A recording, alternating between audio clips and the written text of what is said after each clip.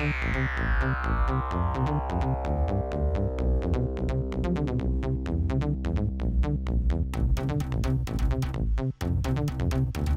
everybody. My name is Joseph Waugh. I am a Defense Policy Officer with the Department of National Defense Defense Industrial Strategy team. Really pleased to be here today. I've clocked my remarks at about 9-10 minutes, so I think there will either be a lot of time for questions afterwards, or maybe we'll get an extra long break. Either case is good for me.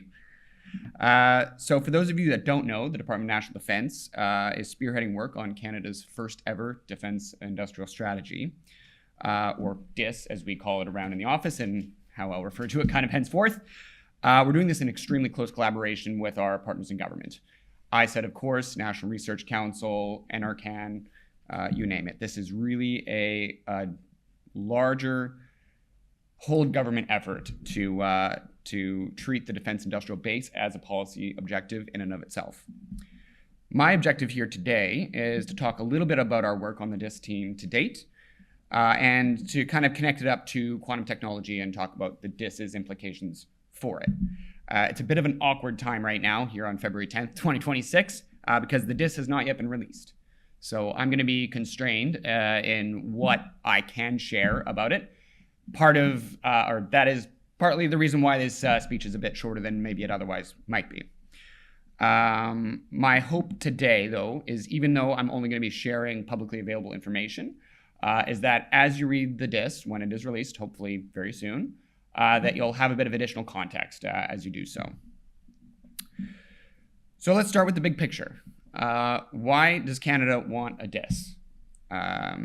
As far as anybody at D&D knows, this would be the first one we've ever had, and the defense industrial base has not really been treated as a policy objective in and of itself since probably at least World War II.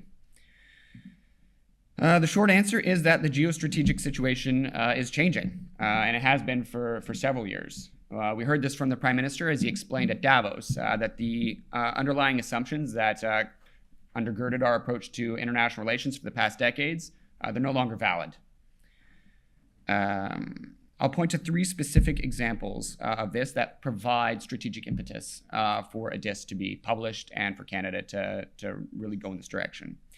The first is the COVID-19 pandemic. What COVID demonstrated to us was the vulnerability of supply chains.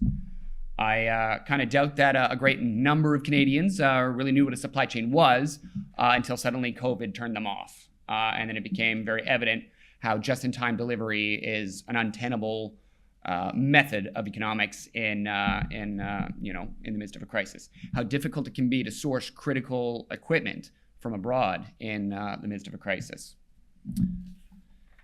The next is Russia's full-scale invasion of Ukraine. What this has demonstrated is that peer or near-peer conflict is not in the dustbin of history. It's a very real possibility, and it's one that we have to take seriously and prepare for. Finally, there's the ongoing disruption of former trading relationships. Michael gestured at this, of course, just earlier. It's becoming really clear globally, but I think most of all to us here in Canada, that over-reliance on any one partner is a source of vulnerability, and it's a source of vulnerability that can and will be exploited. So this changing geostrategic environment has necessarily driven changes to Canada's approach to its defense. And you can see evidence of this all throughout the last year. You can see it in the Prime Minister on June the 9th announcing Canada's intention to meet its NATO 2% GDP defense spending target this fiscal year, which is something that I think a year ago no one would have thought was even possible. You can see this through the rapid creation of new entities like the Defense Investment Agency and Borealis. And you can see it through Budget 2025, which proposes a generational reinvestment in the Canadian Armed Forces of $81.8 billion over 5 years, with, again, $9 additional billion of in-year spending 2025-2026.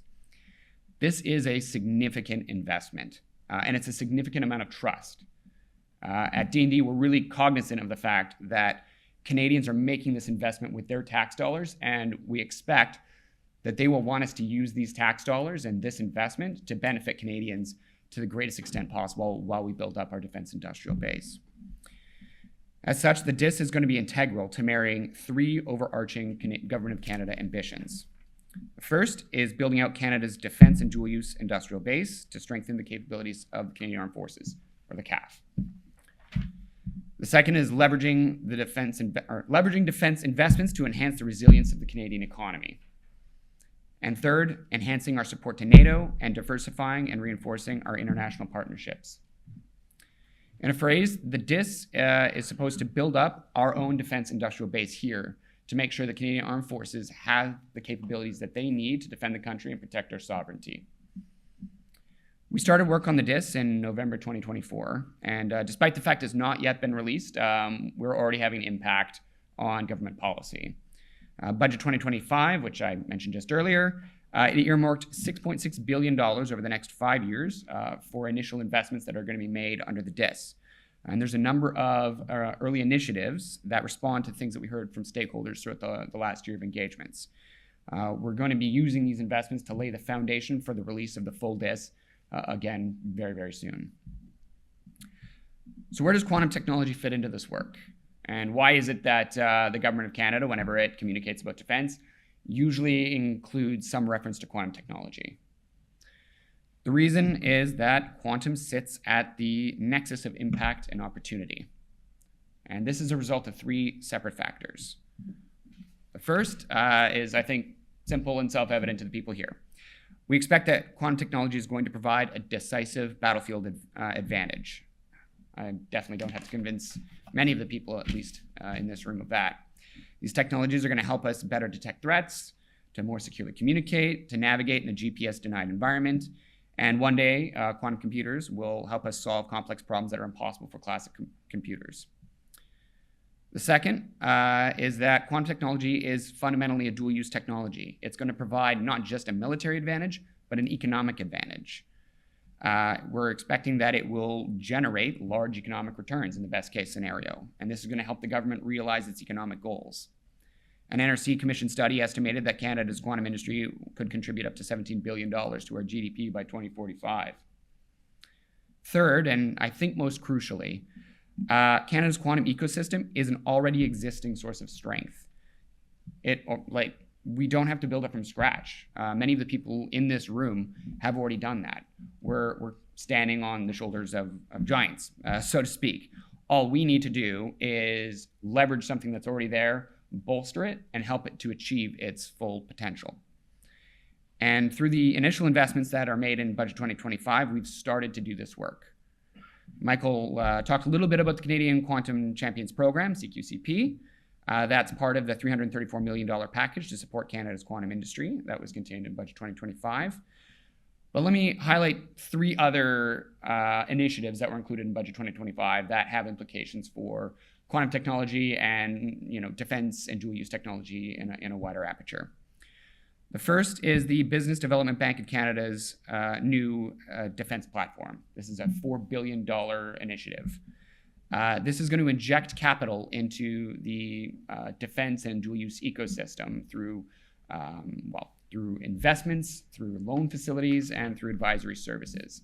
This is in response to a lot of the feedback that we heard from especially small and medium-sized businesses, quantum companies included, which said that it's extremely difficult to source early-stage capital. And it's extremely dangerous sometimes to rely solely on foreign funding, because that foreign funding does sometimes come with strings, and strings that are against Canada's strategic interests. Likewise, we're going to be pushing out non-dilutive funding through a couple of different measures. There's the Regional Defense Investment Initiative, the RDII, which is going to be run by the Regional Development Agencies here in Ontario. That's the Federal Economic Development Agency of Southern Ontario.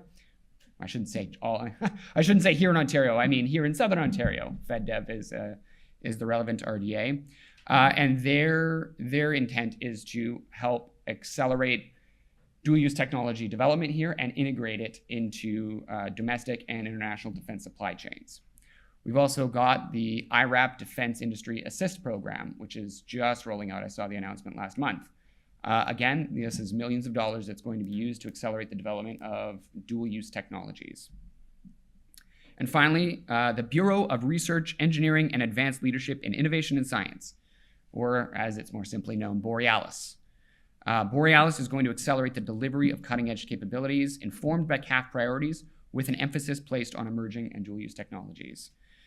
It's going to do this in part by establishing defense innovation secure hubs.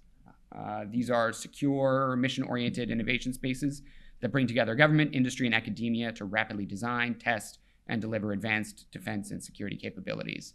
I think many of you, at least, were at the DISH Industry Day that just occurred last month. Yeah, that is, you probably have a better idea of where we're going with the DISH initiative than maybe some others right now, but the RFP should be coming out for that soon, and we'll see, there will be more information shared at that moment. But the intent is that these dishes are going to enable the government to safeguard sensitive research and work side by side with partners outside of government. So taken together, these measures are money and their missions, which are two essential ingredients to accelerating defense innovation. And it's something that we're really looking to leverage as the Defense Industrial Strategy Team, but the wider Department of National Defense and Canadian Armed Forces enterprise. Quantum is a fundamentally dual-use technology, and therefore, even though you don't necessarily see quantum referenced in these initiatives, at least right now, the ecosystem is going to benefit from them, and we're expecting to use these tools to accelerate development of quantum technologies for use by defense end users. So I'll conclude now by acknowledging that these measures are not the destination. They are the start. The DIS itself is not going to be the end of our efforts. We're not under any illusions here at National Defense that the challenges of the moment can be met by dropping a glossy document on the desk and dusting our hands off and thinking the job is over.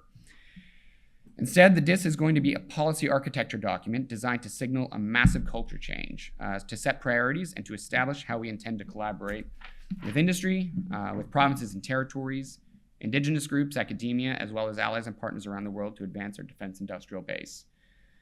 Because of its place at the center of impact and opportunity, quantum technology is going to be a subject of focus as we move forward to meet the new geostrategic environment.